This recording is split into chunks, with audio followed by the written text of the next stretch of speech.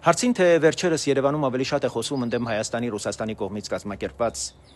հիբրիդային հարձակումների, պատերազմի մասին, Ռուսաստանի արտգործնախարարության ներկայացուցիչ Զախարովան հայտարարել է, որ Մոսկվան պատրաստ է այս հարցով քննարկումներ սկսել հայ գործընկերների հետ։ Հիբրիդային պատերազմ բառակապակցության մեջ բանալի բառը պատերազմն է, իսկ պատերազմ վարում են թշնամիները։ Ռուսաստանը 44-օրյա պատերազմը սանձազերծելուց հետո արդեն 5-րդ տարին պատերազմ է վարում Հայաստանի դեմ։ Տեղեկատվական պատերազմ։ Երբ Մոսկվան այսպիսի քննարկումների է հրավիրում Երևանին, միայն կարելի է ենթադրել, թե ինչ նպատակ է հետապնդում։ Մեր պատասխանը պետք է հստակ լինի, որ մենք շատ լավ գիտենք,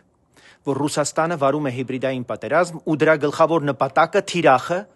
հայ հանրության շրջանում սեփական պետության նկատմամբ անվստահություն առաջացնելն ու խորացնելն է ու վախերի գեներացումը։ Մենք մի ճանապարհ ունենք։